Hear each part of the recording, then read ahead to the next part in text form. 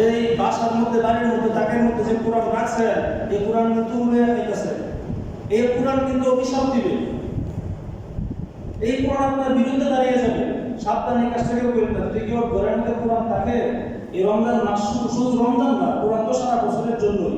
বিশেষ করে রমজান মাসে কোরআনটা নামাইবেন, ভালো করে পরিষ্কার করবেন।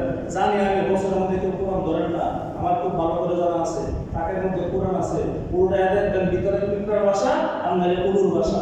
আমি একবারে শিওর 100% যে উল্টায় দেখবেন, আমার উপরে বিশ্বাস না হলে ভালো করে পরিষ্কার করবেন। পরিষ্কার করে রমজানের প্রস্তুতি নেওয়া শুরু করে দেন। এই কোরআনটা পড়বেন, আরে একটা কোরআন একটা করে সূরা পড়েন, কোরআনটা উল্টা একটু দেখেন, ছায়া না করতে পারেন তার জন্য একটু ছায়া ছায়া দেখেন, উল্টায় উল্টায় দেখেন। আল্লাহ রাসূলুল্লাহ বলেছেন, যারা কোরআন শরীফ পড়তে পারো না, কোরআনের প্রতি মহব্বত করবা, কোরআনকে মহব্বত করবা, কোরআনের সাথে থাকবা, তোমাদের জন্য এটা যথেষ্ট।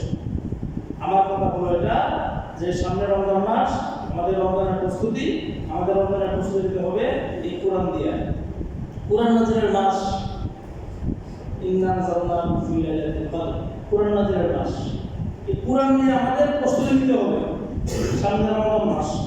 সকলে আমরা কোরআন যে আল্লাহর কিতাব, এই কিতাবটাকে আমরা ভালোবাসবো এবং কিতাবটা পড়ার চেষ্টা করব।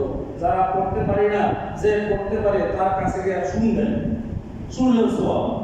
যে পড়বে তার 10 নেকি, যে শুনবে তারও 10 নেকি। আল্লাহু আকবার। আর কি, আমি পড়তেছি আপনারা শুনতেছেন, আমার নীতি যারা হইতেছে আপনাদের নীতি কতটা হইতেছে। এই জন্য এই কোরআনের সাথে থাকবেন, কোরআনটাকে খুব মহব্বত করবেন। আর আমরা এই রমজানের প্রস্তুতি নিব, আমরা এই কোরআন দিয়ে আমাদের রমজানের প্রস্তুতি শুরু করবো। আল্লাহ রাব্বুল আলামিন যে কথাগুলো বললাম মুখতাসার কয়েকটা কথা আমাদের সবাইকে যেন আল্লাহ রাব্বুল আলামিন সহিহ বুঝ